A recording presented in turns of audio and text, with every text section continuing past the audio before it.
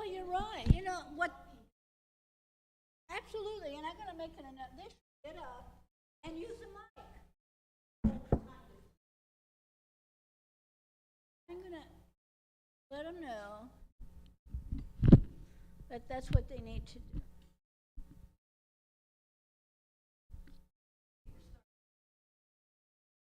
She needs, yes, we are. That's because Rabbi Goodman has a funeral at 9. So you can get here on time at 11, but not at 10.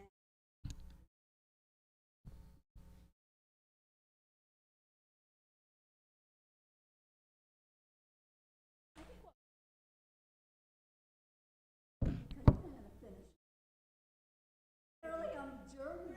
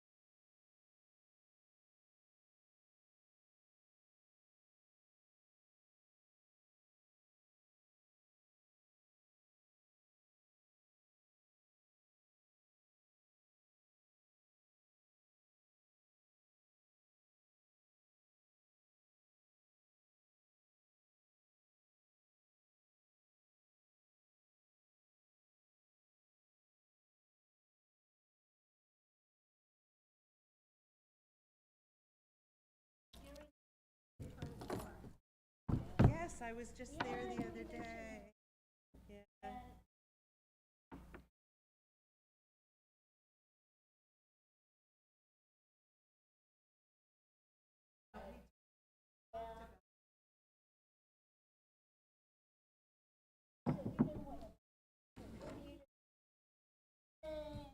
But he also talked about an idea that I think we should put into effect. What's that?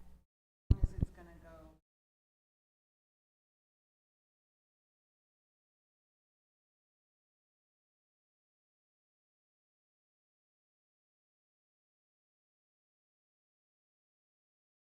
You could do that.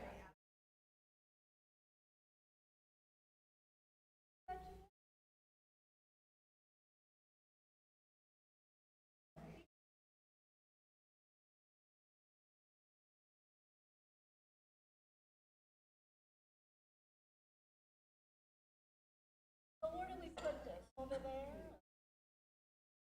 Right here.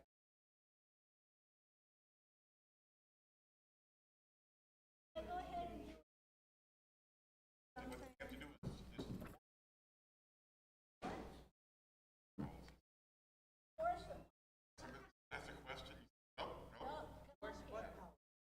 No, just that.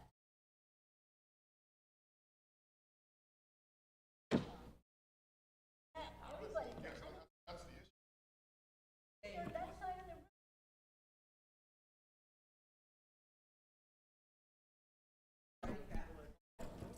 That's right. So I'm gonna make an announcement. Yeah. Yeah, I know. People are gonna hold me to this announcement. I don't know where Susie. Oh, there. She brought her back. Oh, okay. Smart, smart lady.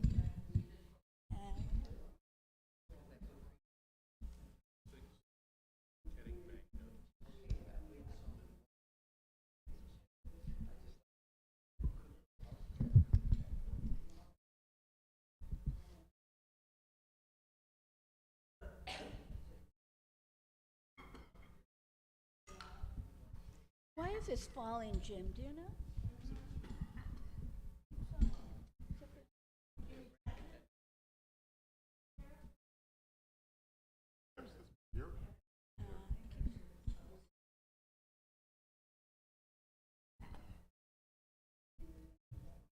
Right now.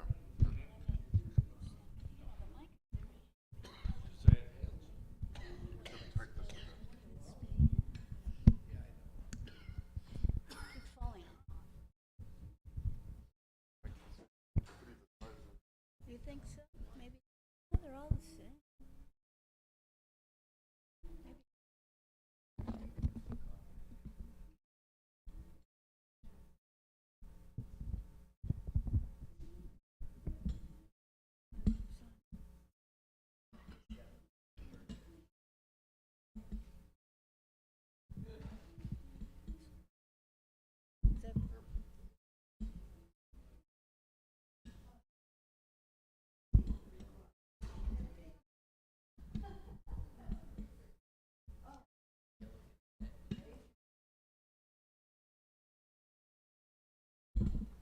Is that it's okay. It's all right. You know, people can, bend down. So Rabbi Alexander is starting early today because Rabbi Goodman is at a funeral at 9 o'clock and can't make it at 10. So that's why we switched just for today. And the other request that I received this weekend is that we need to use a mic for people who make comments or ask questions. Because not everybody can hear, even when you're on the other side of the room, as I mentioned earlier. Huh? That was, I talked to Herb Moore, and he, what? Okay. Okay, so this mic keeps falling, but you may have to hold it when you come up. And don't be shy. If you have a comment, please come up. Rabbi Alexander, I think, went back to her office briefly.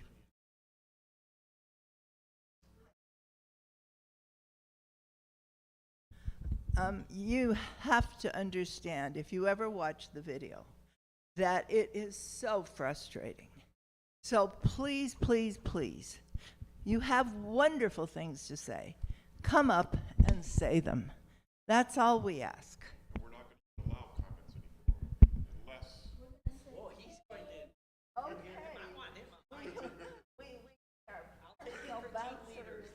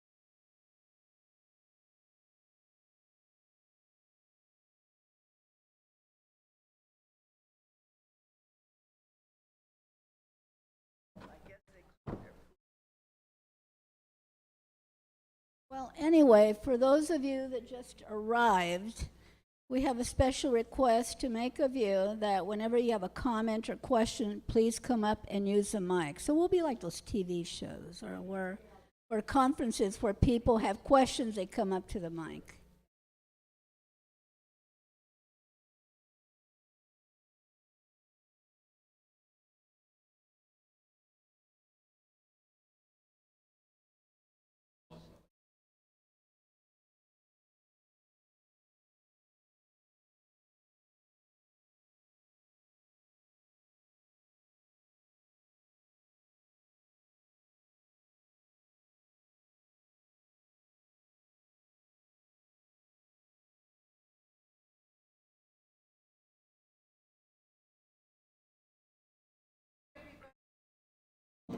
Good morning, near and far. It's nice to see you in person. Happy Yom Ha'atzmaut. Today we are observing the 75th anniversary of the founding of the State of Israel. What a milestone. And well, there you go. Good birth. Happy birthday, happy birthday. I don't know that we knew about your birthday today. Anyway, I just want to, as we get ready to say the blessing for learning, I was thinking as I was going through these texts again today that how different things are for us as Jews in the world because the State of Israel exists. And we should never, ever, ever take that for granted. This last week, Rabbi Schuldenfrei, our senior rabbi, was at, I think I talked about this a little bit, but maybe not in class. Sorry if I'm repetitive. But he was on the March of the Living in Poland. And did I tell you about when I did that? Okay, so I was a rabbi for the March of the Living in Poland a number of years ago when I was in Northern California. And I have to say that the biggest awakening for me, being at Auschwitz, where my mother-in-law was an inmate, one of the camps that she was at, the biggest awakening for me was one that I had not really thought of before. I knew that since Israel exists, we're safer as a Jewish people. Even though people who are anti-Semites utilize Israel as their excuse, we are still safer. And I never felt that as much as when I entered Auschwitz on the day before the March of the Living. And what I saw changed my life, which was a bunch of Israeli soldiers walking into Auschwitz to be there on the day of the March of the Living. One of them was carrying a Torah because they were also going to do tefillah there, prayer at Auschwitz. But the fact that those Israeli soldiers, those young guys who put themselves on the line, men and women, made it walking into that place very different for all of us. And then the Israeli jets flew overhead. And I have to say that every time I think about that, I cry, because it was such a comforting presence. So here we are studying California history, and I promise we're going to do that right now. However, I think it's really important to commemorate Yom Ha'atzmaut in an appropriate way and to recognize that it's not just us supporting a country that is beleaguered with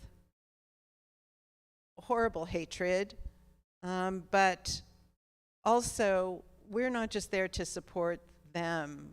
Every minute that we live, they have our back.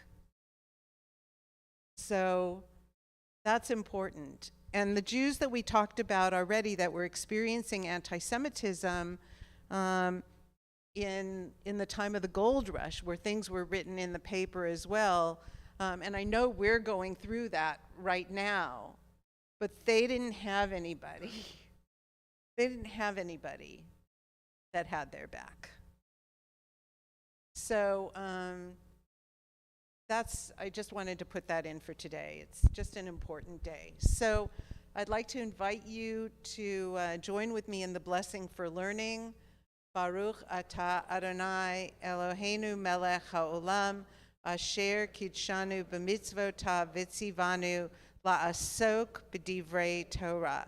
May we all be immersed in the words of Torah, and may we all remember, no matter what we're studying, whether it's the letters of the alphabet leading toward Jewish community, which will come up at 11 today, or whether it's studying Jews of California or anything else, that how fortunate we are to be who we are. It's an absolute gift to be a Jew. So we're going to get started.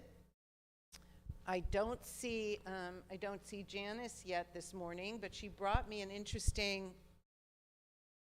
Oh no! You're watching on live stream. Janice, I'm showing your magazine. So that's not the right one. I think that Susie has them in the back. So she brought an article that was very interesting about gold rush, but also gold rushes.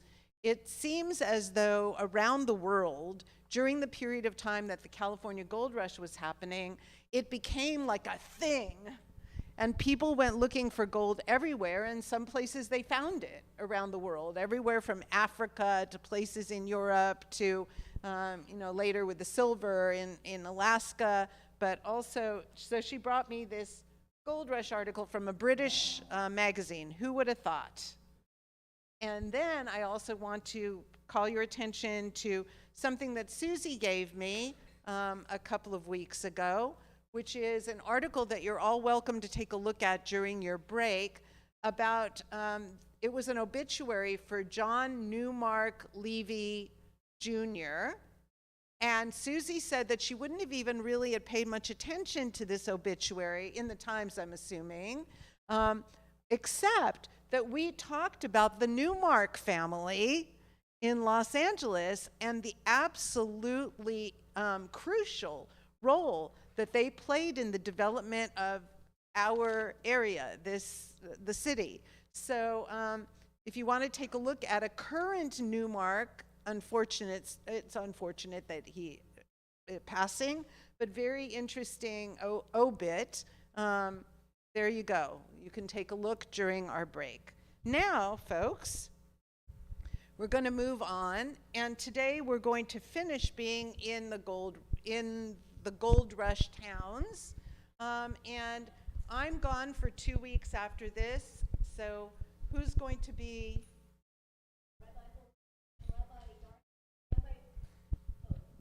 Both. Rabbi Holtzman, who's our educator, and Rabbi Yarkin, who's Dot's former assistant/associate rabbi.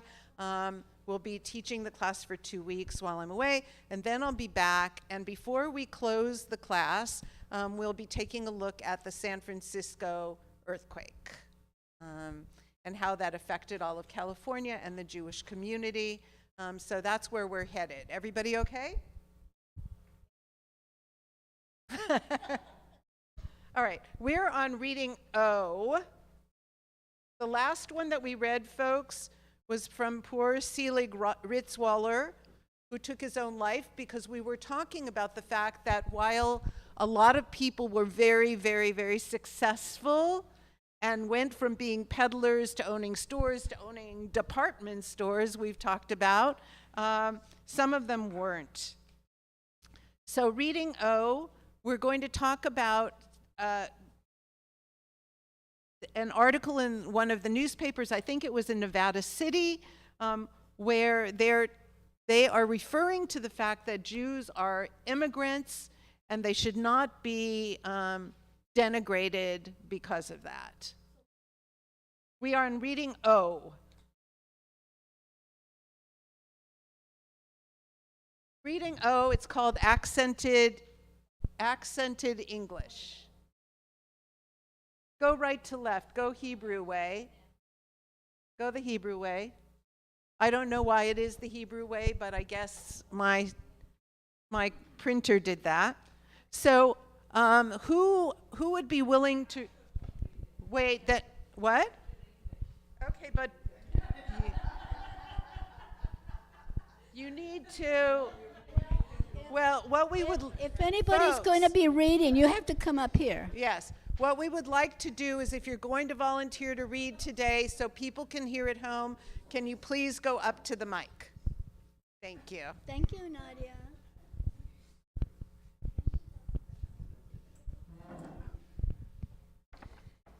We take this opportunity to remark that Close to the mic. Yeah. There we go. We take the opportunity to remark that it is a shame that some of the people who crowd the courthouse on such an occasion should insult by jeers and laughter anybody, whether Jew or barbarian, who seeks redress or justice because his pronunciation of English may be imperfect. Especially is this the case in this city, where many of our best citizens and merchants are Hebrews, men honest, peaceable, and liberal, and good citizens in every sense of the term. Such men should be respected, and most especially in the temple of justice, whose doors should never be obstructed. Okay, so what's going on in this text, that's not it. Somebody will have to share with you. So obviously something's going on where somebody who is Jewish is in court. We have no idea why, because the article didn't say anything about it. But clearly from the bottom of the text, what do we know that it probably isn't? What's the reason, what's not the reason that he is in court? Anybody have an idea? No crime. I hope everybody at home can hear that. No crime, because what does it say at the bottom? Yes, that they're good citizens. One would think that if this was a crime that a Jew was being accused of, nobody writing an article in the local paper would say how honest and wonderful everybody Jewish is. So clearly this is probably some kind of business case, because that's way, way, way, way more likely. However, what we see here, what we have at the beginning of the text is a kind of a weird thing. So in the courthouse, people are going, ha, ha, ha, ha. They're jeering, they're booing, they're whatever it is. They're making fun of whoever it is who has an accent. And what do they compare the Jew to in the article before they say how wonderful we are? Barbarian. What an odd thing. So we have to assume that the writer of this is saying Jews are honorable. Clearly, he says that in the article.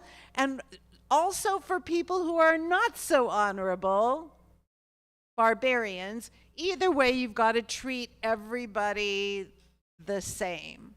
I just want to know, would this remind you of some articles or some discussions that would be going on in our very own society today? Yeah, just the idea that, I mean, in political conversations, there's all of this, one side and the other side, and people saying, something you've got to be, you have to be willing to hear and to respect everybody. And also when people are immigrants to the United States now, we also have certain times when people don't take seriously people whose language skills are not very strong, those kinds of things. So it looks like all of those things are still going on, but the paper supported probably the Jewish merchant who was going to court that day. Anybody else have any comments you'd like to make? You can get some exercise by coming up here. Already up anyway. Do we know what newspaper this was? Were there a series of papers in San Francisco that were more liberal and some that were more conservative? Was it a cross section or what? I believe that this one was Nevada City. I'm sorry that I didn't affix it to the bottom. Most of the texts that I took for this sector of the class are not in cities. It's not in San Francisco. It's not in Sacramento. Most of them are in Gold Rush established towns that had a newspaper. I did that deliberately because what we want to hear is what's going on in those places. So that's what I'm assuming. So let's go on now to reading P, the beginning of reading P. It's a two-part reading P. So it says Jew and Gentile fight. Would anybody like to come up and read this page?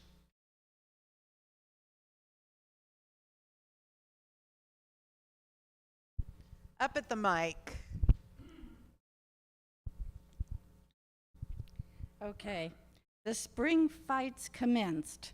What the boys, am I loud enough? What the boys call the spring fights in Volcano commenced on Sunday last. On the forenoon of that day, a son of Israel, whose proportions are not gigantic, desired and insisted that a portly Gentile of robust dimensions should pay to him, the said son of Israel, a sum of money due for a rig of store clothes. Hard words ensued, whereupon the Gentile seized the Jew by the capillary substance that vegetates upon the summit of the cranium. The Jew seized a hatchet and cut the Gentile on the hand. So ended the first heat. Okay, we've got a lot to talk about here. Thank you. We're going to do the second part in a couple of minutes. So, the spring fights commenced. Before we even get to the Jew and the Gentile, let's take a look at that.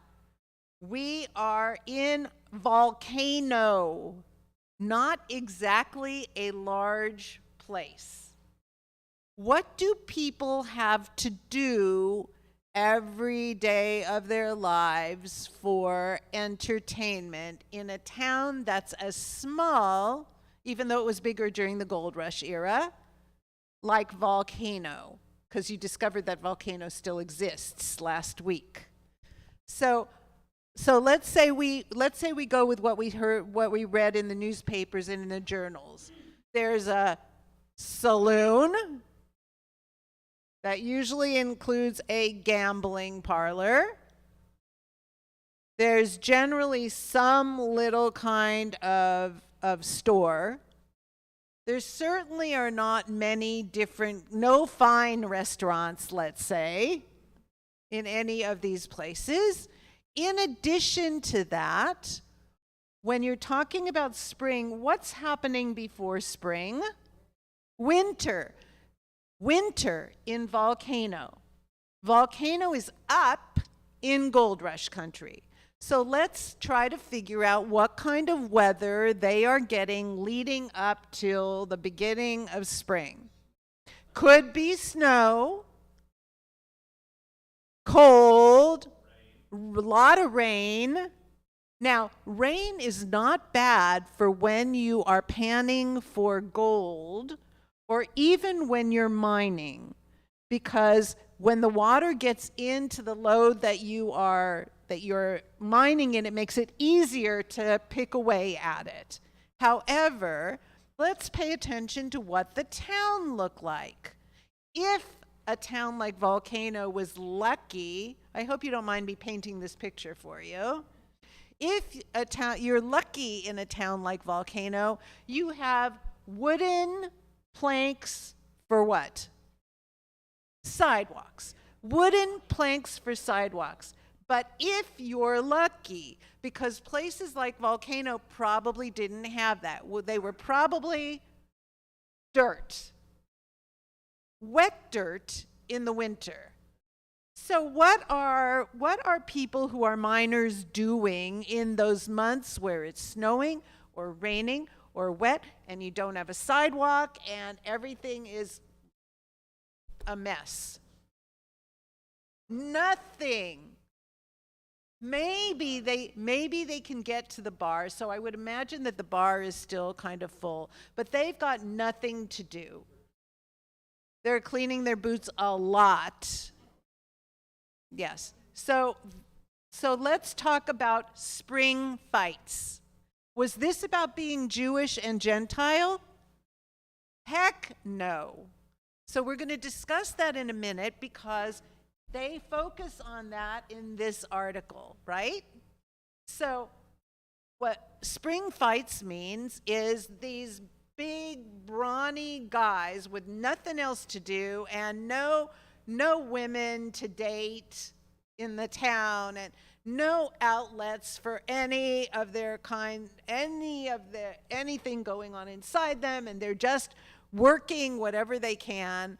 They are ready to roll and fight. And fighting is part of the deal.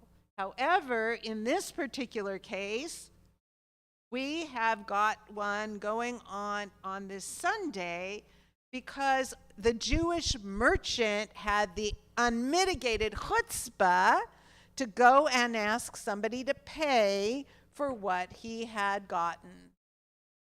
And the guy said, heck no, and started to create a fight. What is the funny thing about this article and the way that they describe the Jew and the way that they describe the Gentile? The Gentile is big and brawny, and the Jew is scrawny. Does it remind you of any kind of biblical story? David and Goliath, right. What do you think it is when the guy seizes the Jew by the capillary substance that vegetates upon the summit of the cranium? Hair! Grabs him by the hair and is dragging him around, and the Jew protects himself. Grabs the hatchet and hits him on the hand. Everybody got it so far? Now let's go to the next page. Somebody want to come up and read the next page? Because it's really funny. Thank you, Jen. Oh, this is Jackson. Sorry. This is Jackson, not Volcano. Still a little bit bigger, but not very big at this point. In the afternoon, they again met at the store of the Israelite. Big Gentile seized little Jew by the aforesaid capillary substance. This time, the latter had a sticker that horses are bled with, and the Gentile was cut in diverse and sundry places, insomuch that blood flowed profusely. The Gentile was cared for by a physician, and the Jew was terribly frightened lest the populace should become excited and hang him and all his friends. Next morning, however, Justice Monkton discharged the Jew and the Gentile. This warm weather is probably all the better for a little loss of blood. During the day, a good many others engaged in pleasant little knockdowns without suffering any material damage. So the rest of the article still recognizes that it's a big Gentile and a little Jew, and that the guy seizes him by the hair again and drags him around. Just say, how does the Jew feel after this happens at first? Very scared. Very scared. Because even though people put up with them in those towns and even honored them often, if you've got a big guy who's got a horde of big guy friends, you get afraid that something is going to happen and there's going to be a lot of revenge. But the judge says, heck. No, he didn't talk like that because it was California. He said, heck, it's spring fight time. Get it together, boys. Let it go. And then they talk about all the other people who are getting involved in knockdown dragouts. They were also drinking. I'm sure that that's the case. So I have to say, good Justice Monkton. He knew where he was. He knew what kind of community he was in, and he knew what had to happen. And you'll have to...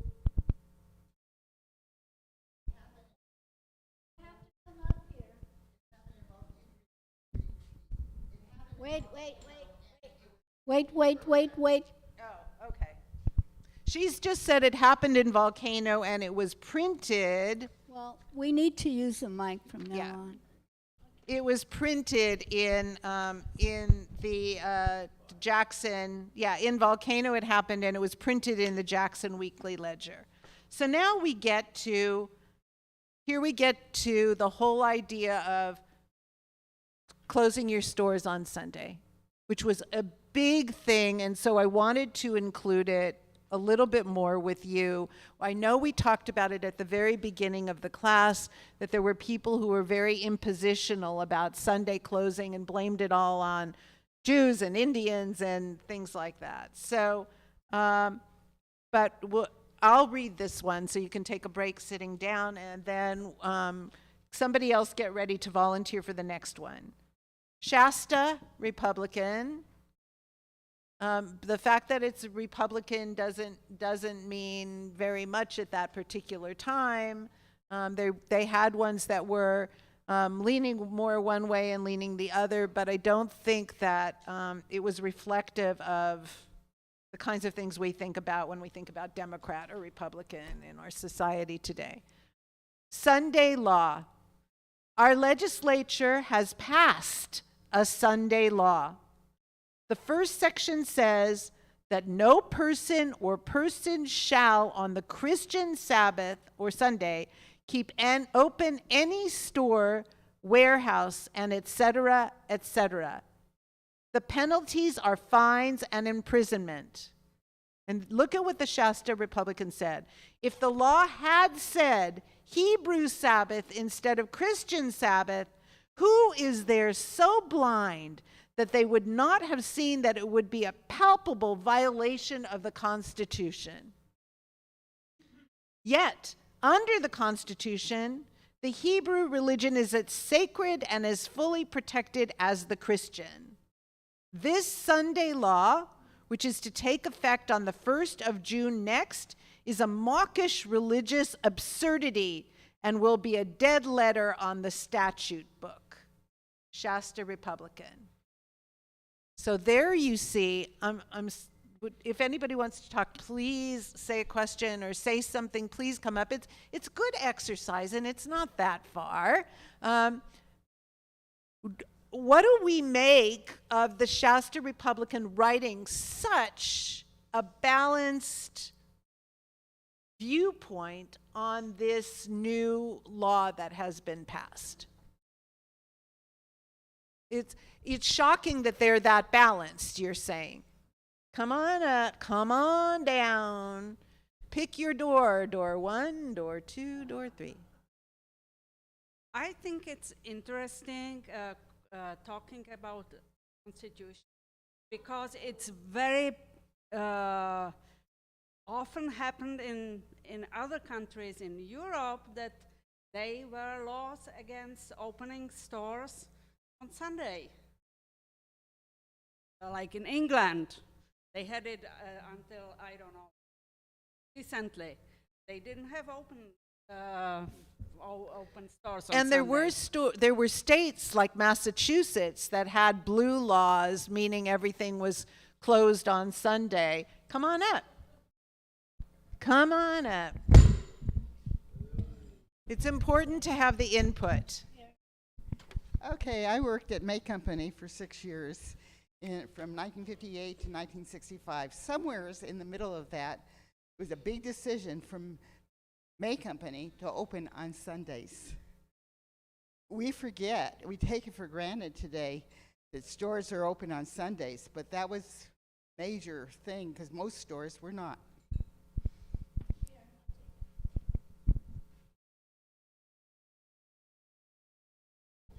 Yeah, this is good.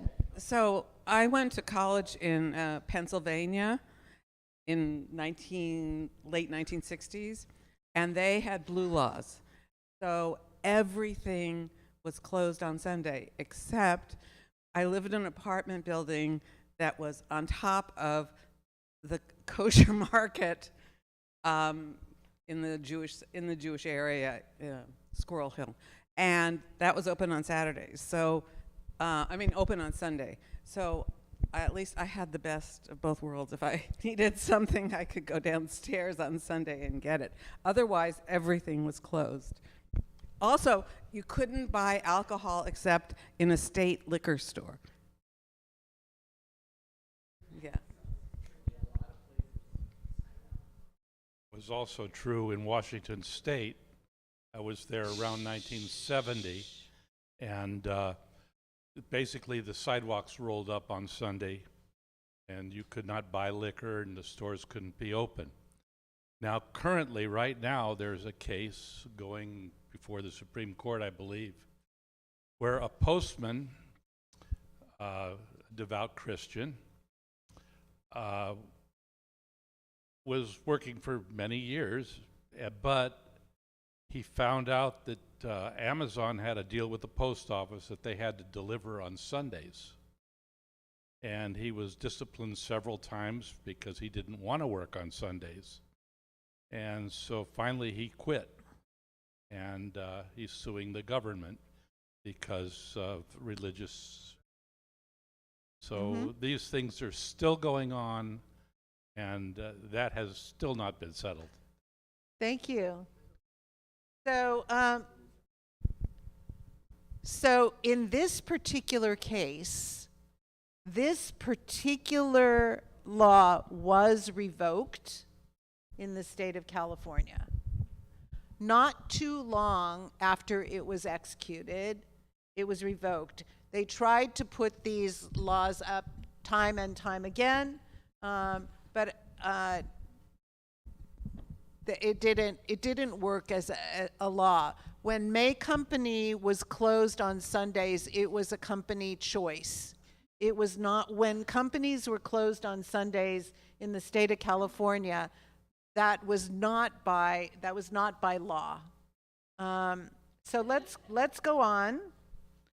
We are getting to the establishments of things in the Jewish community as we get ready to be at the end of taking a look at the Gold Rush community.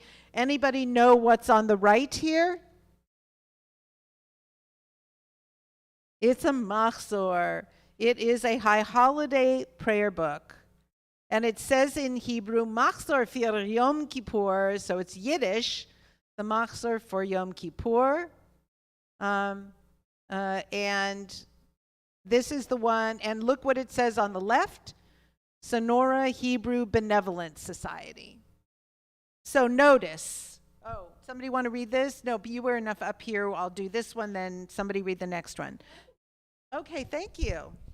All right, notice, the Israelites of Nevada City hereby present their sincere thanks to the officers and members of Nevada Lodge number 13 of F&A Masons for what does that mean, F&A? What does that mean? Go ahead, Free, and there's a Mason What is sitting it? right here. Free and accepted Masons for extending to them the free use of their hall to conduct the religious ceremonies by order of committee A. Rosenheim, I.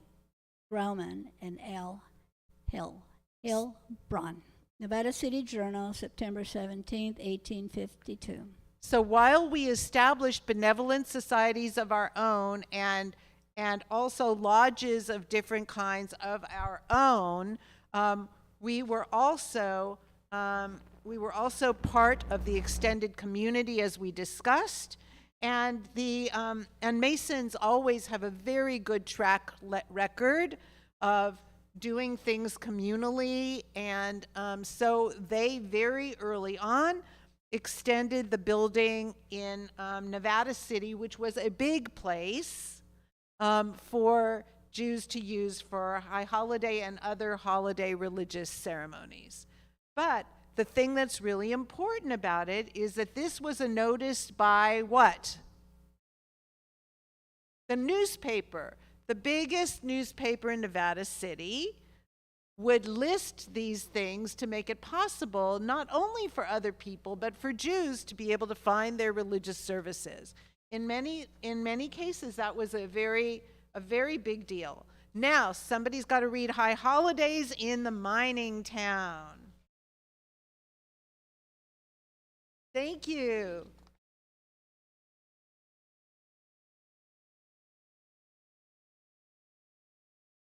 I like these articles so much. I mean, they take you back in time, and so. Okay, High Holidays in Mining Town. The services commanded nationwide attention. Article in the Philadelphia Occident. That's where this comes from. Went to Philly. So, where you were going to school, but not at that time. Go ahead. Nevada City, California. We have before us from one of our subscribers a letter which states that on Rosh Hashanah and Yom Kippur last, the Israelites of Nevada City met for worship in the Masonic Hall, which had been gratuitously placed at their command by the fraternity, who had learned that a committee of Israelites had been appointed to obtain a suitable room for a temporary place of worship. The hall was appropriately furnished and was crowded with visitors, consisting in part of the first citizens of the place, judges of the courts, etc., who were anxious to witness our ceremonies, and they expressed themselves satisfied with the mode of worship which they witnessed for the first time.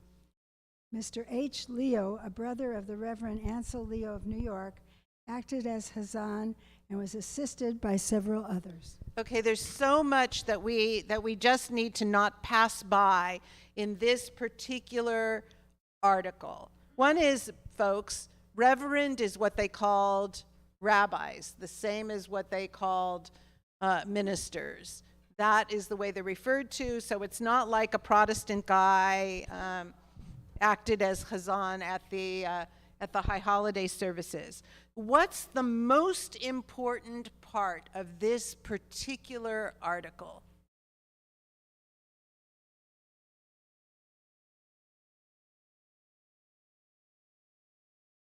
Okay, so what you're saying is that the people who were, there were people in the community, the Jewish community, who were first citizens, or almost first citizens, but they're really talking about non-Jews who went to the services. First citizens in the community, judges of the courts, all sorts of people who decided to go to the high holiday services. And I don't think that they were there to evaluate them. I think that they were invited to come and to participate by the community. But what this article means is that they enjoyed it. They learned from the mode of worship. It meant something to be there, not that they were going to put them out of business. Did you want to say something? That's only one thing. There are a few other things that are really important here. Well, I had interpreted that they were going to check on the services and make sure that they weren't, sacrificing babies or No. This is very typical. This is very typical for the way that newspapers published things when there were esteemed people who would show up for an event. It didn't mean that they were judging it or they were going to shut it down, put a lock, and say no more high holiday services. It was that people came to support the community and showed up. Probably people who were Jewish in the community in Nevada City knew those people, and they were invited to attend. Yeah, I think it happens even now. I think a lot of Gentiles are curious about Jewish religious practices and just curious. And these people were very curious, and then they were satisfied. That's what Bridget said. They saw that nothing irreligious would take place. Yep. And we'll see that again in a minute, I believe. But it's very important that something that happened in Nevada City with regard to the Jewish community got published in Philadelphia, one of the major places in Philadelphia. It means that people all over the country were so interested in the gold rush area, but in this particular case, they were interested in what happened in the Jewish community in the gold rush area. Was there a large population of Jews in Philadelphia? Yes, but it wasn't published in the Jewish newspaper. It was published in the city newspaper. Okay, so I want to make sure that we do one particular one because we're going to run out of time in 15 minutes. So I want to go, hold on a second here. Let me make sure that I can do this.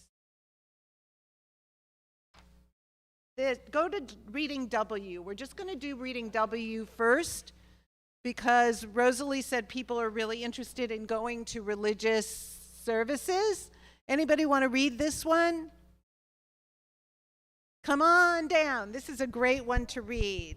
Reading W, back page. W, the last one. Local affairs, circumcision.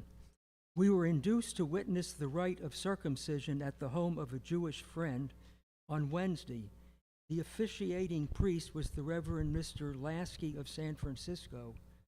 The ceremony consisted of first lighting a couple of candles, putting on of hats by the whole company present, procuring a glass or two of wine, and reading a portion of Hebrew. Second, introduction of the child, nipping in the bud, and a short ceremony of reading.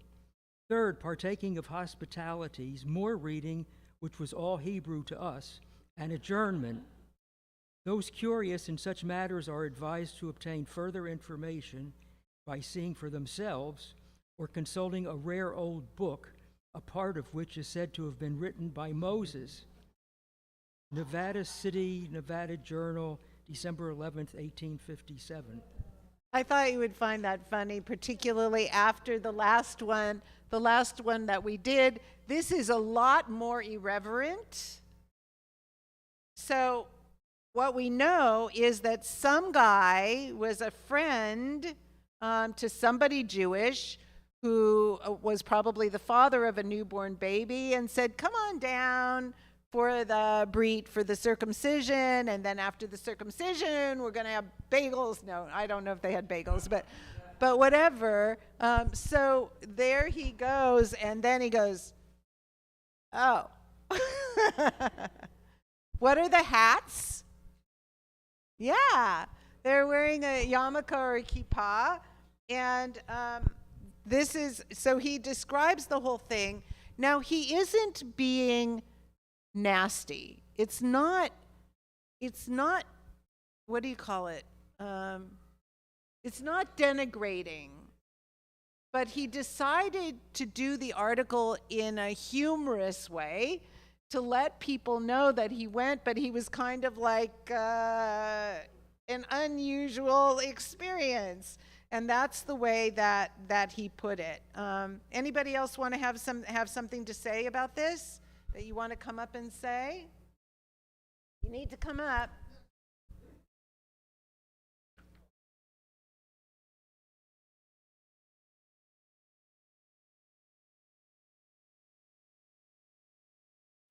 You may have heard this, but I had a friend who said only Jews could make a catered affair out of a simple surgical procedure.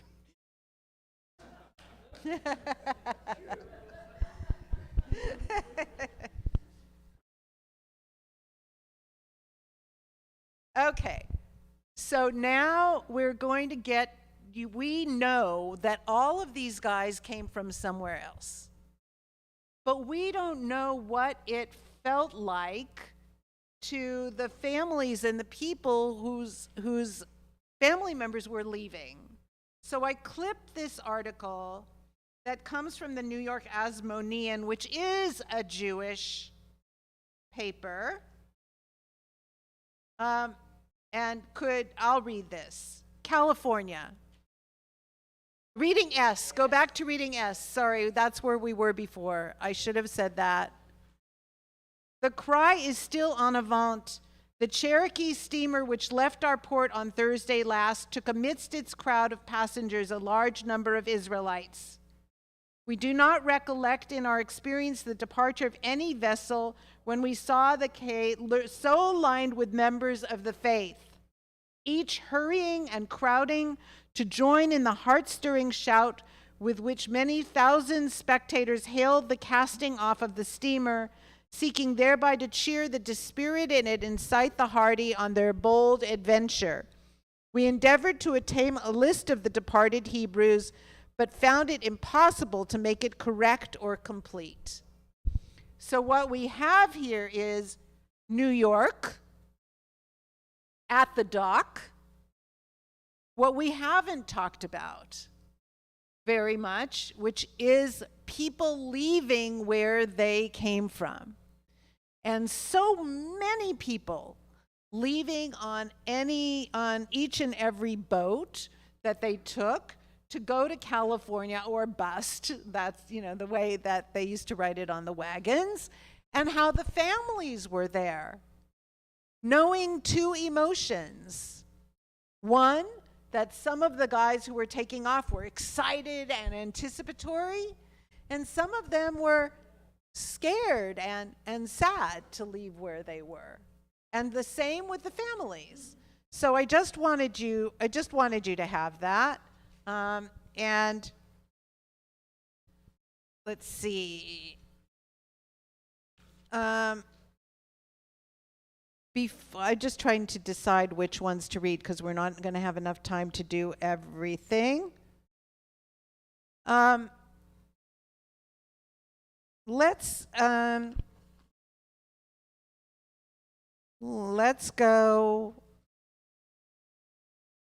Let's not do another one about.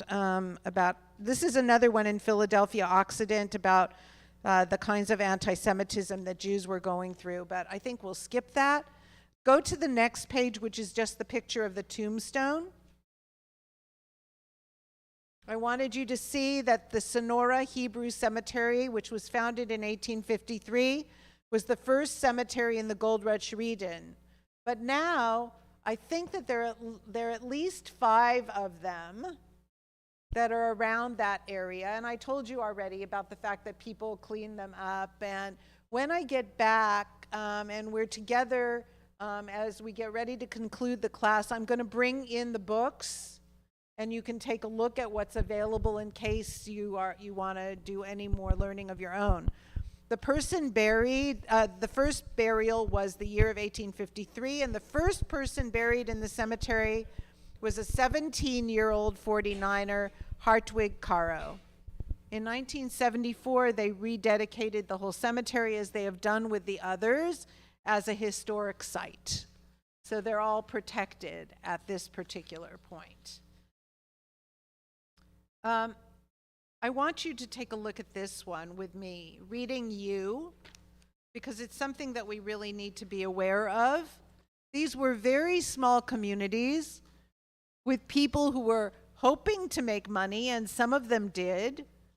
But I think you remember that at the beginning, when we were learning together, we said that Jews were the leading light in helping not only Jews in the community, but non-Jews in the community to realize that they had to be responsible and do acts of benevolence and create societies and to create cemeteries and to do things in the community and in the world that were meaningful. I think we read something about Jews convincing other people in the community to be charitable. So would somebody read this, reading you, before we get ready to take our break and get ready for, it's Rabbi Goodman, right? Who's going to come? Hello, Rabbi Goodman. Reading you. At a special meeting of the Sonora and Columbia Hebrew Benevolent Society held at Sonora on the 24th of January for the purpose of taking into consideration what assistance could be extended to the suffering Israelites now at Gibraltar. A circular letter from the Board of Delegates of American Israelites was read, and resolutions were adopted that the sum of $100 be paid from the treasury of the society for the relief of the Morocco refugees, that special collections be taken up from members and others who may be disposed to assist in the charitable cause, and that the amount so collected be sent to the President of the Board of Delegates. Mr. Neustadt, the presiding officer of the society, accordingly transmitted the sum of $210.50 to Mr. Hart, this being the first contribution received from California. Now, I know that I looked up what happened at Gibraltar. I think it was an earthquake. But if somebody over time has the ability to look it up, that would be great, because I've forgotten what happened.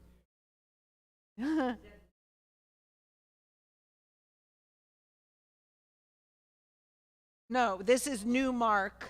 Newmark is in Los Angeles. This is in Columbia and Sonora. But what I want to leave you with, which we already discussed briefly at the beginning of the class, is these people were far away from where their original homes were. They were living in places that didn't have that many resources, but being Jewish community, they came in and they created, not only bought properties for cemeteries that are still there, not only found places to hold religious services, not only built their businesses, but also, and not only were philanthropic in their own communities, but still, as Jews, realized that they were responsible for helping people all over the world that were not only theirs, which these people who are suffering are Jews, but also sending money for other things that happened around the world that weren't part of the Jewish community at all. And I will put to you that it doesn't matter where we are or have been as community, whether it's in the littlest place, knocking with your pick in rock to try and find gold, or whether you're in the largest Jewish community, there are certain things that people always did. And the fact that they did that when they came to California, even in these very small places, is an incredible tribute to them, but it's also an incredible tribute to our heritage. So I'll leave you with that for now. Yes, they carried on tradition, even though they were far away from home, even though they were 17, 18, 20 years old. Look at the first burial in that cemetery, a 17-year-old kid. No matter who they are, they did this, and they built a big part of what is California for all of us now. So I'll see you soon. Thank you. The rabbi's going to Italy, so we wish her well.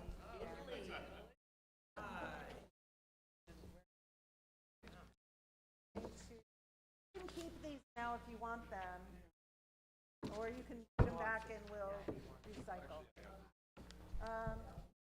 We are going to Venice, Florence, Tuscany, and Hitting all the high.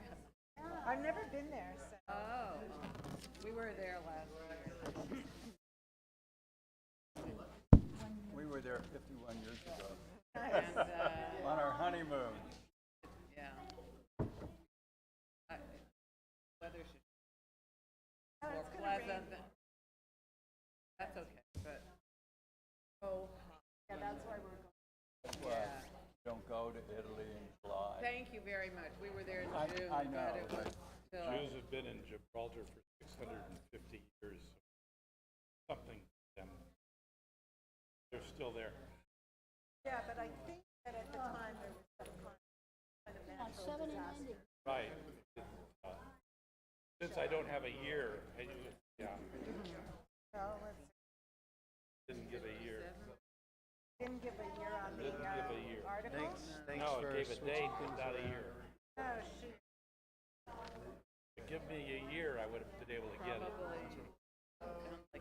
Probably the 1850 something. It's better to be warm in here than Have a great trip.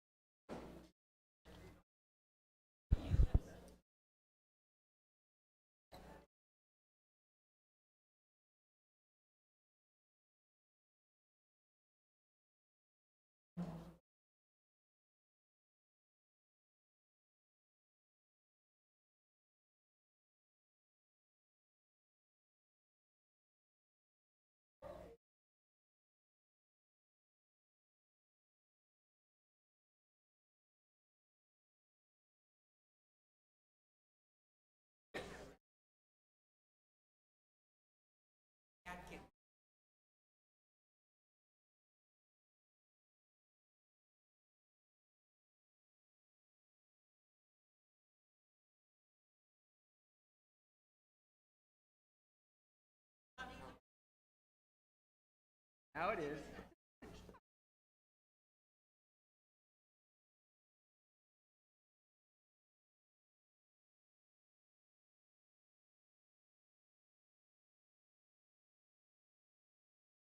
Yes.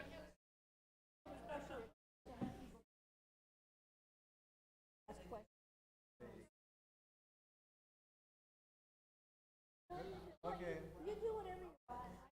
I just think draw out class. It's going to take you very long. They stand up here the whole time, and every time somebody will bring it around, but really limit how much. I don't understand. But just one. What you do. You know what I'll say? Want to, otherwise speak loud.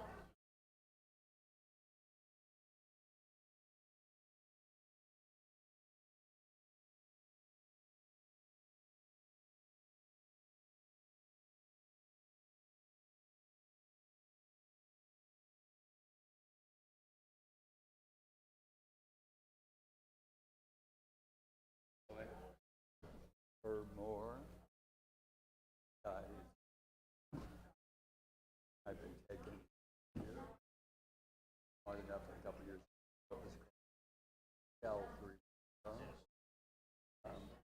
And we did. And going out to the house was last Sunday. Actually, told him the truth. I had 3 kids, one in New York, one in California. And they told him how to go out.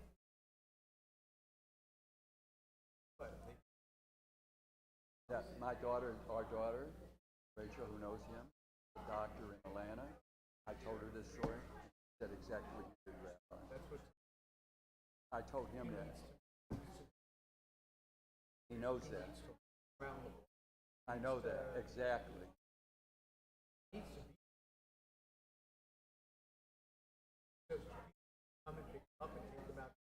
But he's not allowed to do. No, not his doctors. Children.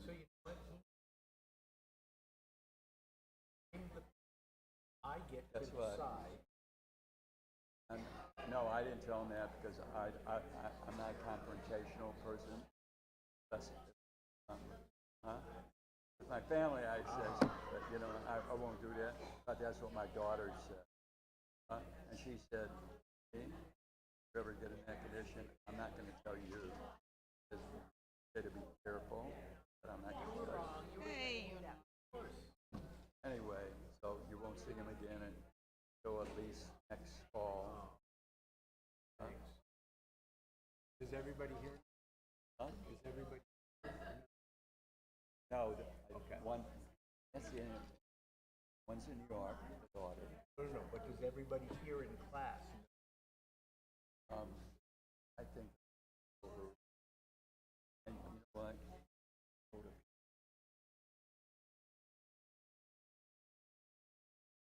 How people are.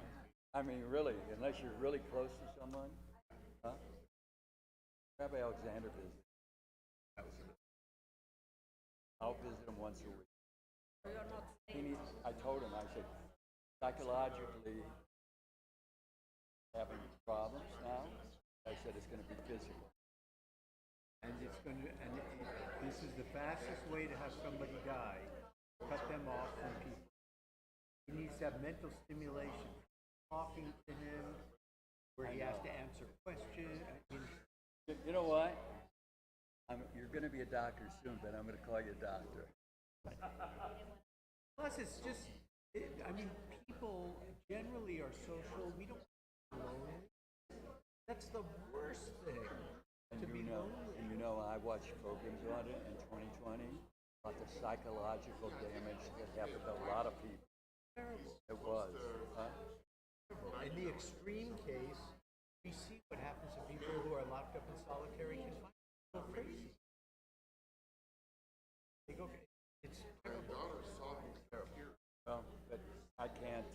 him to tell his family. Don't think I personally, he knows how I feel.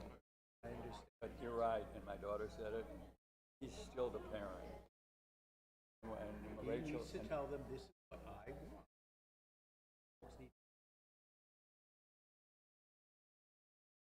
Rachel said, disown him.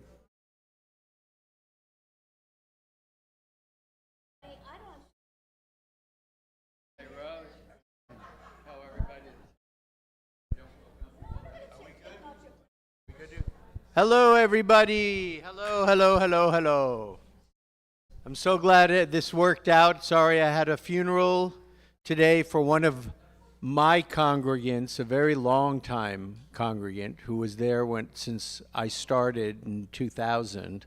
And he was there every Saturday morning for, I saw him just until COVID, so like 18 years I saw him every Saturday morning. And I have to tell you, I had one of the most beautiful moments last Thursday when I went to visit him the day before he died, as a rabbi. He and I were close, but not beyond Saturday mornings, but he was a very special guy. And so I walked in the room, and he was lying on the bed. He couldn't talk anymore, and he couldn't move his head from side to side. So I sat down on the bed next to him and tried to get in his sight line. And and he saw me, and I said, "Hi, Phil, it's Rabbi Mark." And he immediately put his two hands up. He grabbed my hand, and he held on so tight for the next half an hour. He couldn't speak, but I talked to him, and I said, "Do you understand what I'm saying?" And he would squeeze my hand. It was just a very beautiful moment. He would have been 98 in 3 days. And he was just a sweetheart, gentle, kind soul. So there are moments, of course, as a rabbi, there are moments that just, and that's going to be one of them, that just really, it's like, wow, okay. When you make a difference in somebody's life, it's a really good feeling. Okay, we are continuing with Germany today, and we're going to be in Germany next week as well. There's just a lot of stuff for us to talk about. I want to say, before we start out, I know I'm speaking to those of you online, on Zoom or on Facebook or wherever you are online. I know for some of you it's a little frustrating that you cannot hear the questions. I do know that. And that's why I make a real point of repeating the question after it's asked. I know some of you have continued to say, I want them to go up and I want to hear them ask the question through the mic. If we do that, it's just going to add so much time to class and limit what I can do, because then the mic has to be passed around, the mic has to be brought back, etc., etc. Please trust me that I am repeating the question for you every single time, so that when someone speaks, what I tell you is exactly what they asked me. So I know it's frustrating for you out there, but if I pass the mic around to everyone, it's just going to take up so much time. So please forgive me, but in order to get through the class efficiently, we just have to do it this way. We just have to. Okay, so we're continuing with Germany now. And where we left off last week was we were starting to and in the middle of the Crusades. Today, I'm going to try to get to the Weimar Republic, which is just before Hitler. So, as we talked about last week, basically in your head, 1100 are the Crusades. That's when the first Crusade is, 1096. So 1100 is the first Crusade. And we talked about the fact last week that Pope Urban II orders it in order to regain Jerusalem from the infidels.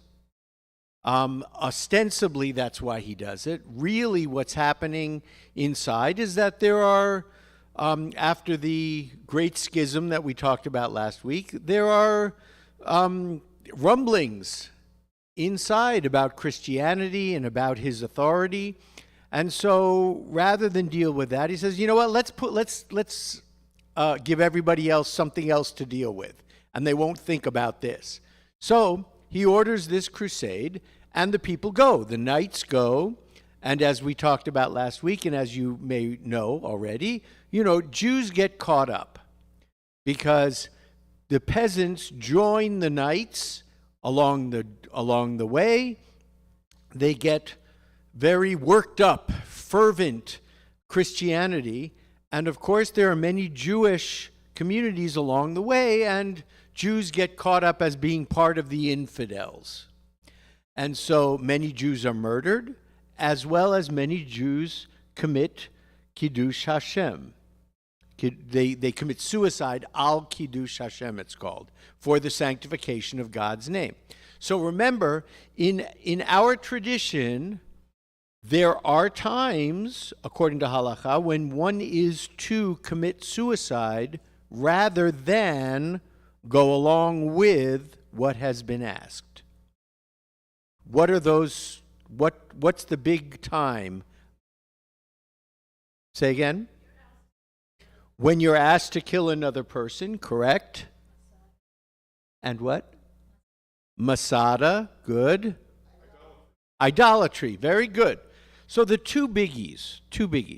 When you are asked to kill another person, and we're going to get to it later on, but this happened during the Nazi regime. They would pit father against son, son against father, and say, one of you's going to die. And so one of you has to kill the other one. And you can imagine, how do you even think about something like that? And the other is if you are forced to convert, then you are to take your own life for the sanctification of God's name. And of course, we also saw times during the Holocaust when there were women who, rather than being raped, because they knew that is what was coming, they committed suicide rather than be raped by the Nazis. Okay, so as the Crusaders moved across Europe down to the Holy Land, there were massacres and there were just horrific events for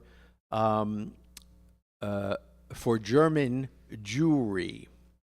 So we said, in the year 800, during the First Crusade, there were 800 Jews who were slain in the city of Worms, and altogether, like 12,000 died.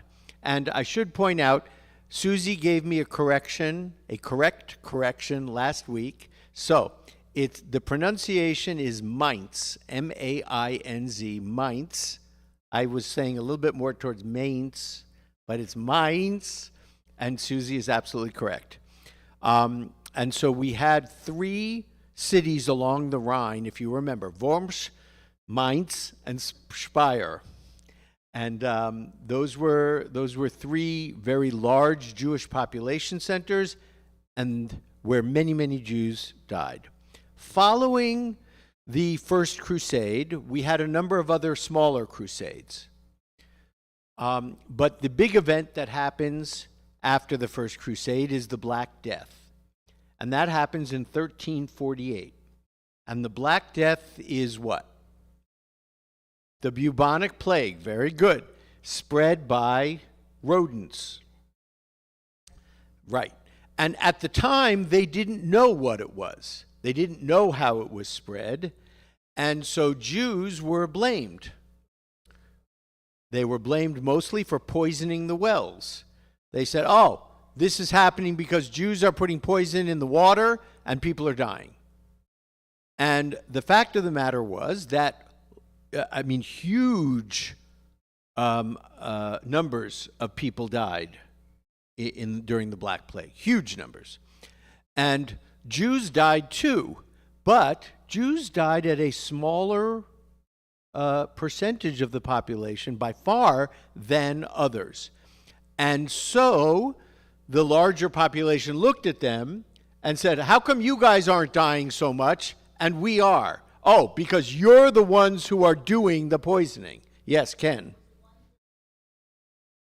Thank you. 1/3 of the population of Europe died in the bubonic plague.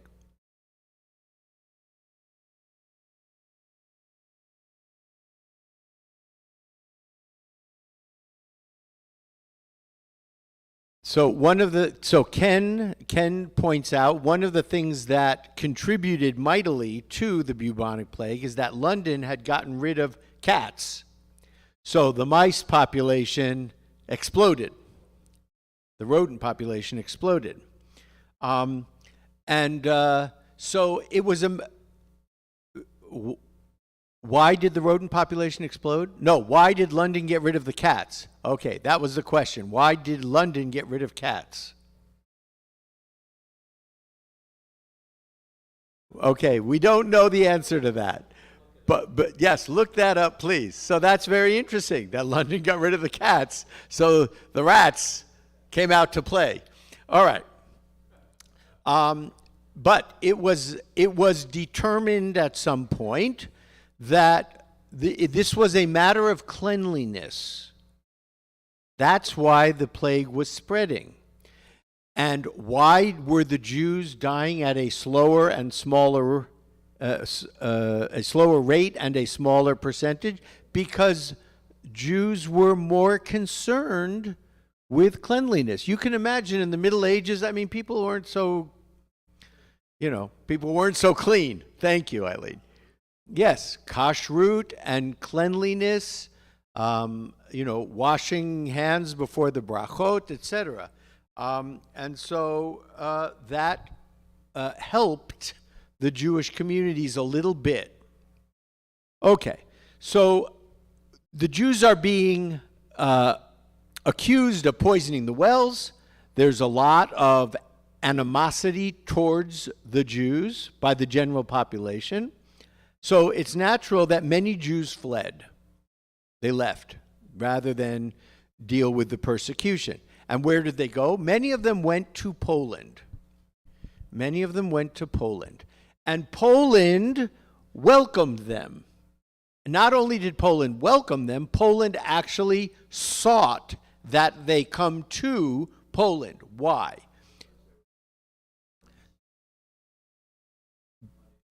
Gary and Eileen say because they were good in commerce, money lending, and trade. Yes, that is primarily why.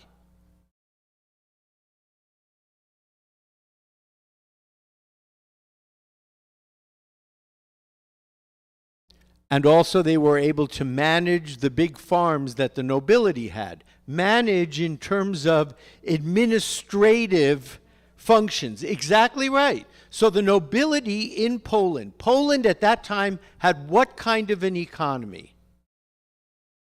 Agricultural economy. Poland had an agricultural economy. The Western Europe had what kind of an economy? Commercial, mercantile economy. Yes, based on trade and commerce. Polish nobles wanted what Western Europe had. And so they figured, how are we going to get our agricultural economy to become a mercantile economy? We got to get people in here who know how to do that. And who were those people? The Jews. They were great with accounting. They could keep records, exactly. And they could administratively run things very well. They knew how to do that. So the Jews were very much welcomed into Poland. Yes, Lana?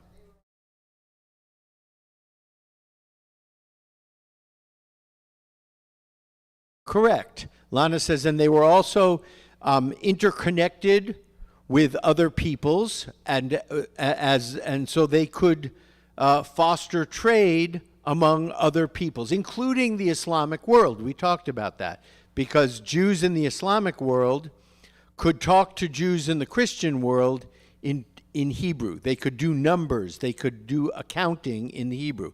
The Jews in the Islamic world were speaking what language? Arabic. They were speaking Arabic, not Ladino yet. Ladino comes after the expulsion from Spain. They were speaking Arabic. Jews in the Christian world were speaking the language of the country and the beginnings of Yiddish. Okay, so Ken is now giving me about cats. Yay! Let's find out about cats. The current religions at the time considered cats as offshoots of the devil or spirits or something. So people began to fear cats as being evil. And so thousands of cats were killed during that time. And everyone here who has a cat know they're a little bit devilish. Yes, they are. Yes, they are. A lot devilish. Okay, so the Jews fled and were asked to come to Poland. Also the Ukraine, Romania, Lithuania, Belarus, but mostly Poland. And the Jews were made, where do I want to go to now? As we talked about last week, in the Western half, in the Holy Roman Empire, right? Jews still had some protection. Then we talked about Constantine splits the empire, and then we have the Great Schism. Okay, yes.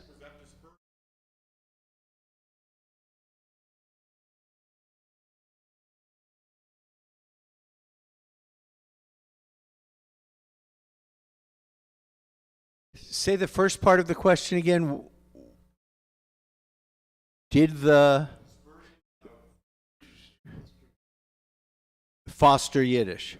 Did the dispersion of Jews to Eastern Europe foster Yiddish? Absolutely yes. Absolutely yes. Because you had Jews leaving Germany who spoke German, moving to Eastern Europe. So the German combined with some Slavic influences and some Hebrew influences produced what we now know as Yiddish. Absolutely. Absolutely, yes.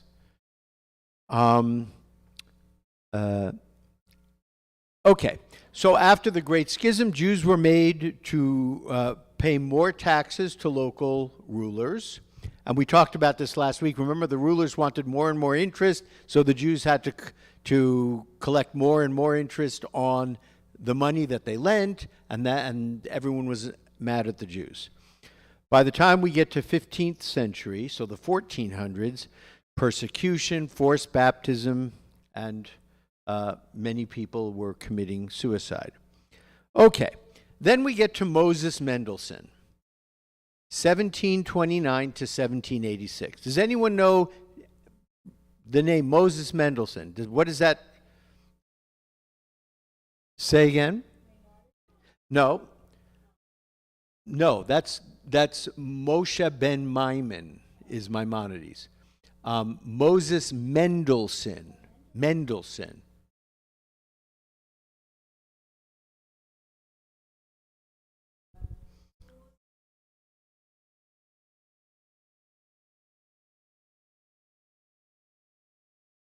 Okay, so he okay, very good. So he was a German Jew who felt that Jews needed to assimilate more, and he sort of began the ideas of the Reform movement. Yes, you are correct in a lot of that. So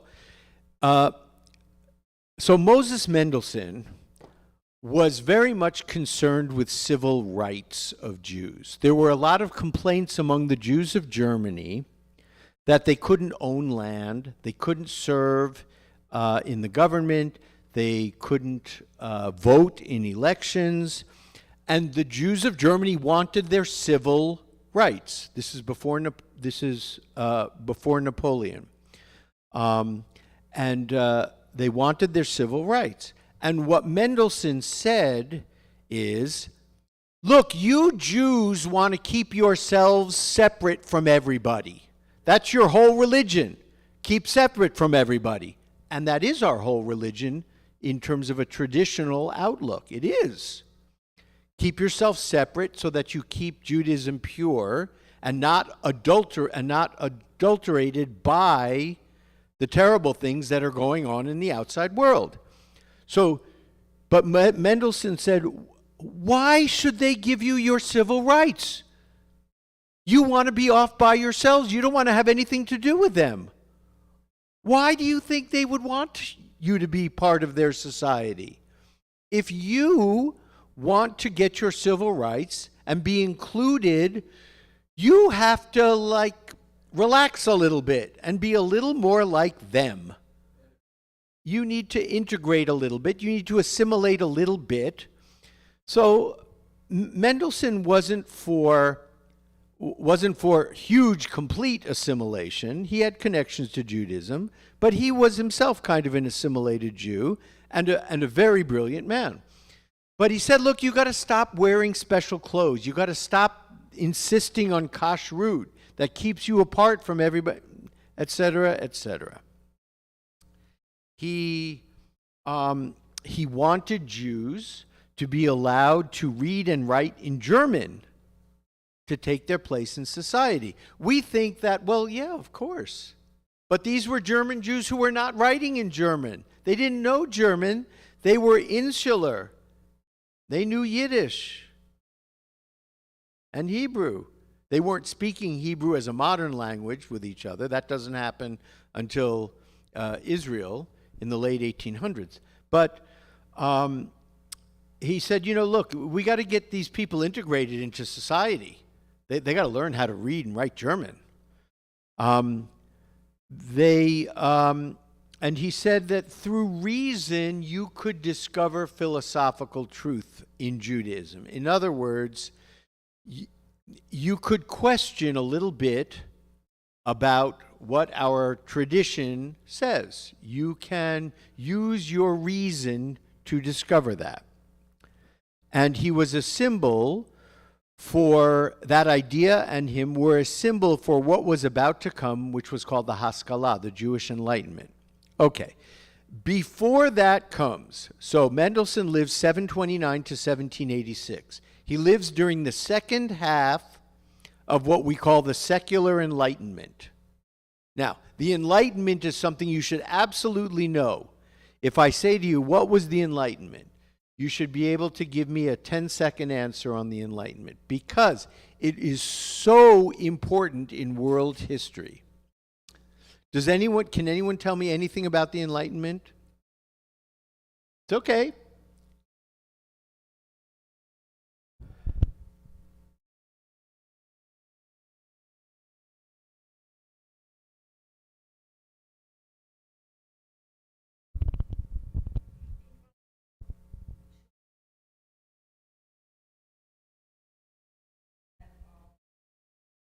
Okay, so it was a big movement in Europe that was based on reason, and people should live their lives through reason and make decisions that way. Education was a big part. Very good answer, Gary. Scientific and philosophical revolution, Gary says. Good. It was the time of Voltaire and Rousseau. Very good.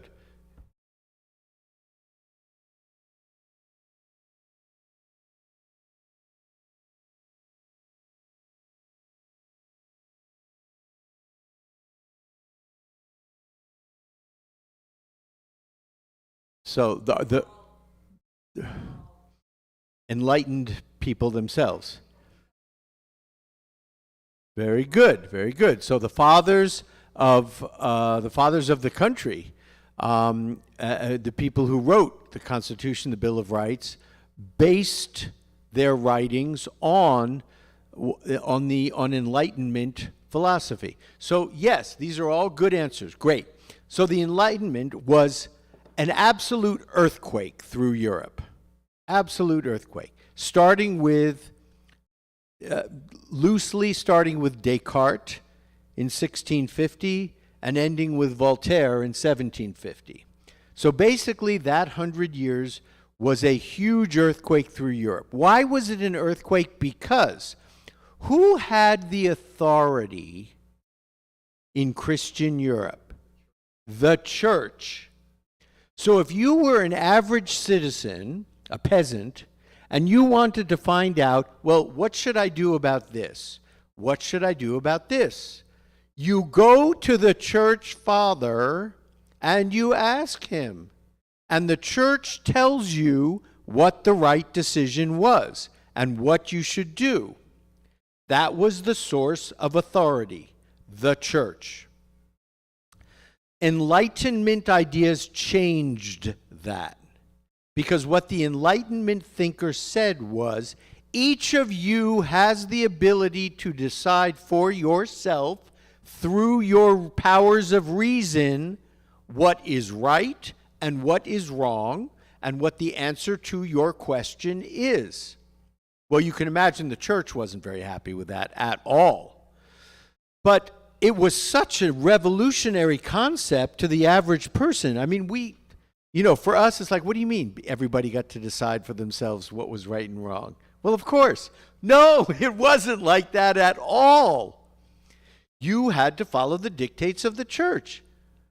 And so this idea about personal autonomy became huge. And it shattered everything that had come before it. And the idea of rights, that a person has a right to something, that is a product of the Enlightenment.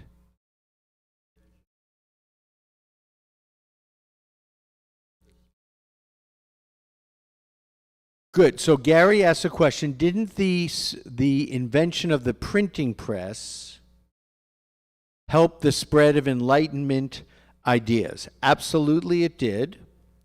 It also spread the Kabbalah in a big way. That's for another discussion, but yes, absolutely the printing press was important because ideas were disseminated. Absolutely true. And so we had the beginnings of the idea of personal rights. I have a right to do this. Now, let me segue for 2 seconds. The idea of rights is very important in our tradition, in Jewish tradition. Orthodoxy does not recognize a thing called personal rights. And the easiest way to understand this, the fastest way to understand this, is the issue of abortion. Okay, the way it is framed in modern times is that a woman has a right to decide what happens to her body. Absolutely does not exist in Orthodox Judaism. No way. Number one, first of all, it's not her body, it's God's body. It's on loan to her. Same thing for a man. God's body on loan to the man. Body does not belong to me, belongs to God. Secondly, traditional Judaism only recognizes obligations to God. So when we talk about the issue of abortion, a woman doesn't think, an Orthodox woman does not think, well, it's my right to have this baby or to not have this baby. No. What she thinks is, what does God ask of me? What does God demand of me? What is my obligation to fulfill to God? And the answer is, very, very quickly, if this pregnancy is a product of a foolish night, the obligation is to carry this baby, period. No abortion. If the mother's life will be in jeopardy when she gives birth, she must have an abortion. Her obligation to God is to have an abortion because her life is more important than the baby's life or the fetus's life or the zygote's life or whatever stage it is. And then there's a lot of gray matter in the middle where she may have an obligation to keep the baby, she also may have the ability to have the abortion, the obligation to have the abortion. What about rape and incest? In modern times, that has been cleared as a grounds for an abortion. Absolutely. Absolutely. My whole point is that the idea of rights, the reform movement comes out of the Enlightenment. Conservative movement, as we're going to learn very shortly, kind of tries to walk down the middle and kind of falls on both sides. It's a problem. But Orthodoxy doesn't recognize that Enlightenment stuff. A woman does not have rights. Only and a man as well. Only obligations to God, period. What about organ transplants are okay? Organ transplants are okay. Yes. The issue comes if you're going to get like a pig valve for your heart. That gets dicey. But organ transplants are okay. All right. Out of the secular Enlightenment, then, at the end of the secular Enlightenment, is the beginning. So 1650 to 1750 is the secular Enlightenment. 1750 to 1850 is the Jewish Enlightenment. And it's called the Haskalah. And the Jewish Enlightenment, by and large, follows many ideas of the secular Enlightenment. These ideas about personal rights and reason to guide you rather than your tradition being the absolute word. So it gave rise to ideas about questioning whether the Bible was correct, whether God in fact wrote every word in the Bible, and whether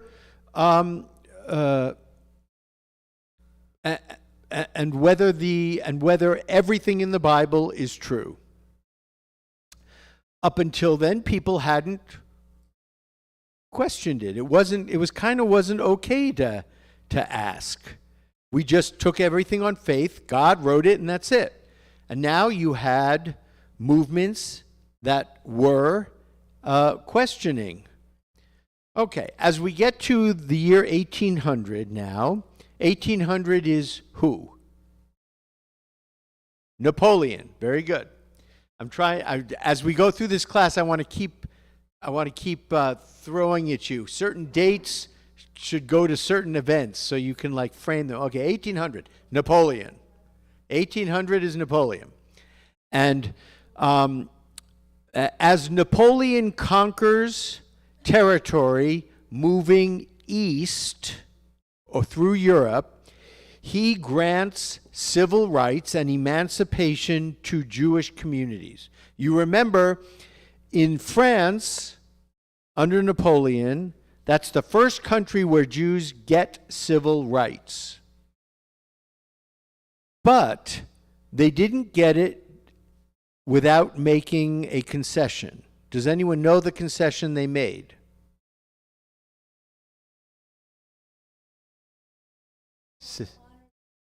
Honor the emperor, speak French. They had to consider themselves French citizens first. That is the correct answer. Taxes. The concession they made to the General Assembly in the French government was, you can be citizens of France, but you have to give up your claim to peoplehood. You have to give up your claim to this homeland for your people. You are not the Jewish people. You are French people who happen to practice a religion called Judaism. You are not the Jewish people who have a homeland somewhere. And the Jews of France agreed. And they got their citizenship. Now, you can imagine this spreads, right? And the Jews of Prussia have their have their civil rights as Napoleon moves eastward. When Napoleon is conquered in 1812, as the French forces retreat back west through Europe, every country that gave the Jews their civil rights took them back, rescinded them. And the Jews went back to their former status as second class, and they weren't even citizens, second class people who didn't have the rights of citizenship. And this was because, okay, Napoleon conquers everybody, and he goes, and it becomes part of the French Empire, right? Because he's an emperor. Becomes part of the French Empire.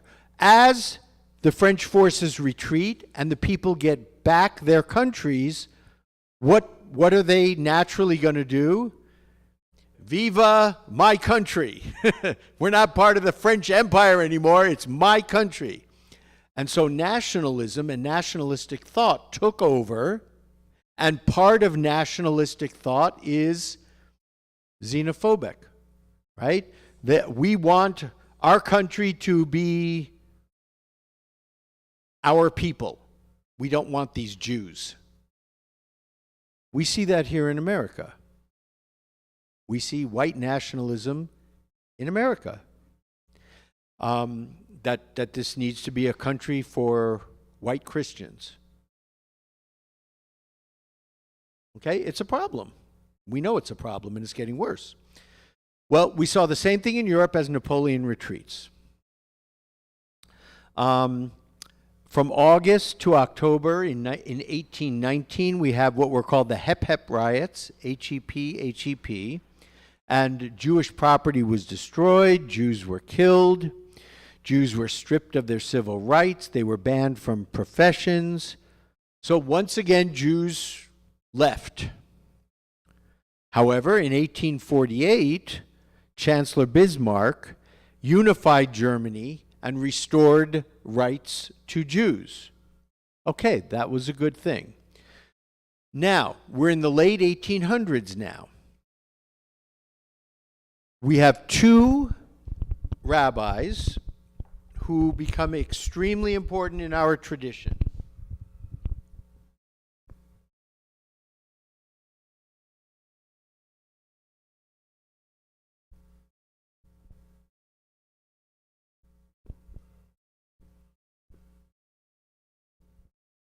Okay, these are two German rabbis, very important in our tradition, Abraham Geiger and Samuel Holdheim. Abraham Geiger is basically considered the father of the Reform movement. And he advocates for moderate reform. Samuel Holdheim was a little more radical in his views, and he advocated for radical reform. In any event, what these two were advocating for was, look, we got to have German in the synagogue. I mean, these people are, you know, just like we have Hebrew and English, he wanted Hebrew and German. He wanted the people to understand what they were doing. He wanted people to understand what they were reading. We want to let men and women sit together. Well, having men and women sit together was just a radical idea, right? If you were a religious Jew in Germany in the early 1800s and before, what did your Judaism look like? It resembled what we would think of as Orthodox. There wasn't another way. I mean, you could be a Kabbalist, but that was a little more in in like the Holy Land and around. But I mean, there were Kabbalists in Europe as well, for sure. Or you were kind of on the secular side. You just weren't observing anything. But if you were observing, the only way to do it was kind of like Orthodoxy or Kabbalah. All right. these two rabbis inserted something completely different into the equation. They said, there has to be something else. And they began the Reform movement. And they began synagogues where men and women could sit together, where German was, where the sermon was delivered in German. And also remember, rabbis at this time and before did not do sermons. That was not the rabbi's job at all. What was the rabbi's job? To decide matters of halakha. The rabbi's job is this chicken kosher? Can my daughter marry this boy? Rabbis didn't do sermons.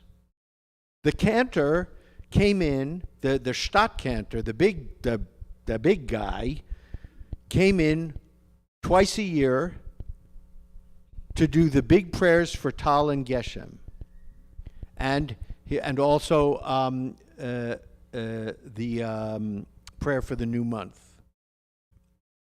The rabbi came in twice a year, did a sermon on Shabbat Hagadol and Shabbat Shuvah, before Passover and before the high holidays. That's what the rabbis did. But part of the Reform movement changed that because the rabbi's job became more like a pastor's job. And that's true even today. My job is much more like a pastor than the old idea of what a rabbi was. Going to visit people in the hospital, counseling, doing things like that. And so that is part of the Reform movement, modeling a little bit of what Jews did towards the Protestant church. The Reform movement, bringing in the organ. Oh my God, that was like, what? What? An organ? What? A choir? What? What do you people do? So you can imagine Reform got its share of animosity from other Jews, for sure. So the Reform movement was a reaction to what was taking place in Orthodoxy and the inability to have civil rights. In reaction to the Reform movement comes Neo-Orthodoxy first. Neo-Orthodoxy by Samson Raphael Hirsch. He was an Orthodox rabbi who said, look, you guys have a point, but you went way too far. Way too far. You can't jettison so many things. So he said basically, Neo-Orthodoxy is, okay, we can relax a little bit. You guys can wear normal clothes. It's fine. You can have like normal professions. It's okay. You know Neo-Orthodoxy very much today like modern Orthodoxy. A modern Orthodox Jew can wear normal clothes, can serve in the government. They go to secular colleges. They wouldn't go to secular. They would go to like Yeshiva U or something like that. But they would learn subjects other than Judaism. So an Orthodox Jew living in the modern world who can do modern stuff. Okay. In reaction to Reform and reaction to Neo-Orthodoxy comes Zacharias Frankel, who proposes something called positive historical Judaism. We're going to take all the positive aspects of Judaism, look at it through a historical lens, and keep what makes sense to us. There should be a way for Judaism to modernize. However, we're going to keep what's really important. When positive historical Judaism gets exported to the United States, it becomes conservative Judaism. So the late 1800s brings about the three movements. that we now know. The three big ones. Of course, there's Reconstructionism and others, but they don't happen until later. And we know that Reform, Orthodoxy, and Conservative are the three largest of the movements. Yes. Orthodox. Yes. And so that's how those movements got started. It all began with the Reform movement and Moses Mendelssohn just before him looking to gain civil rights for Jews who were living in Germany. All right. That brings us up to World War I. Let's see, how much time do I have? 11:54. We go to 12? Okay, good. All right. More Jews fought in World War I. More German Jews fought in World War I on the side of Germany than any other ethnic minority. And there were approximately 12,000 that died. World War I begins how? Does anybody know? World War I. Wonderful.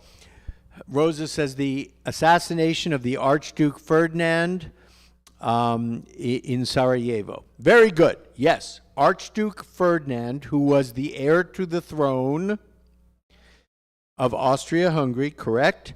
And his family are assassinated in Sarajevo by a Serbian. A Serbian man, his name was Gavrilo Princip.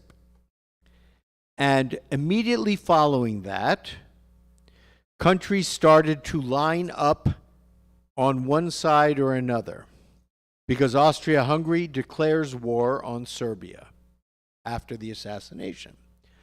Germany allies with Austria-Hungary and pretty much everybody else. Russia, France, Belgium, Great Britain, and ultimately the U.S.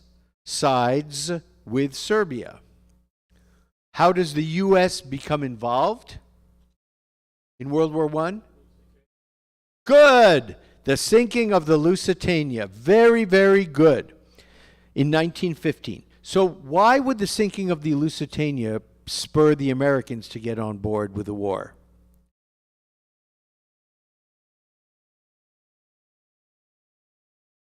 Lusitania was an American ship? It had American people on board. 128 Americans died in the sinking of the Lusitania. Therefore, it was considered an act of aggression on Americans. And it was by a German U-boat. Yes, you are correct. So, say again? Gary says Wilson was looking for an excuse. I think kind of yes, I think so. So we know, so World War I happens, and it's just a horrendous war. And it ends in 1919 with the Treaty of Versailles. Versailles, because that's the city in France where the treaty was signed. Outside Paris, very good. And Germany is forced to sign the treaty. They don't have a say in it. The Allies drew the treaty up and then said, here, sign. And basically, what it told Germany is, number one, you have to accept responsibility for the war. You have to disarm. You have to give back territory. And you have to pay for all the damage that you have done during World War I. Reparations, exactly. So here's where I'm going to end today. You have to pay for all the damages that you have done. What that did to the German economy was decimated. The German economy went into what we call hyperinflation. So like a loaf of bread would cost like $35,000. That kind of hyperinflation. So money was basically worthless. It was very hard to get any kinds of goods, and the economy was completely destroyed. The country was destroyed as well. And in terms of our discussion, the German people were humiliated. They were humiliated because the Allies basically forced them to get down on their knees and admit that they were horrible, and they had to pay for everything, and they had to give back territory. So the German people were humiliated. That is going to be crucial next week when we talk about the Weimar Republic, and then following the Weimar Republic, the beginnings of Hitler. Because Hitler will become a master at making the German people feel good about themselves again, about restoring national pride. And so one of the questions that always comes up is, how could the people have followed him? He was such a monster. How could the people have followed him? Well, we have to understand the minds of the people. They were humiliated. They wanted desperately to feel good about themselves again. And Hitler's rhetoric allowed them to feel good about themselves, and so you can see why they just went crazy for him. All right, everybody, have a great week. Yes, Gary.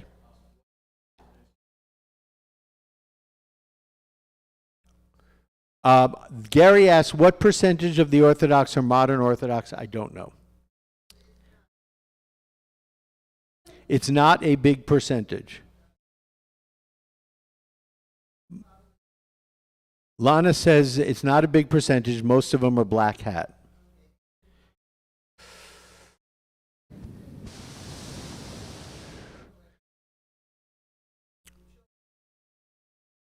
And the numbers of modern Orthodox are dwindling because the children are not reproducing at a high rate.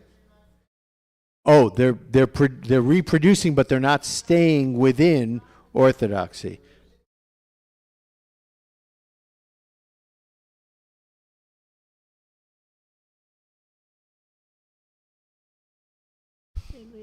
So Ken brought me this. Because of their secretive nature and their ability to survive extraordinary circumstances, the general population came to fear cats as consorts of Satan.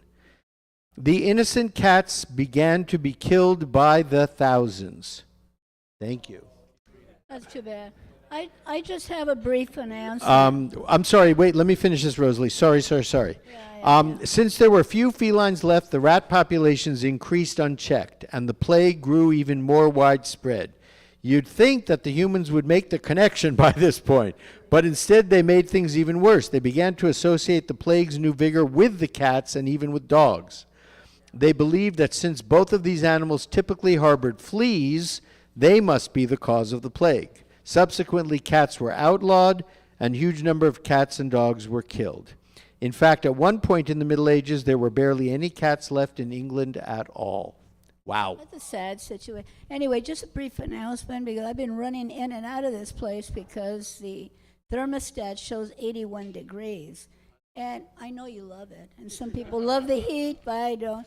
Anyway, I talked to the maintenance people, and they told me that the system is broken throughout the synagogue. Evidently, that is the case. I know. It's So okay. anyway, it'll be fixed by next week. It wasn't so bad. I know. Anyway, we're Californians. We like the heat. Have a great week, everybody.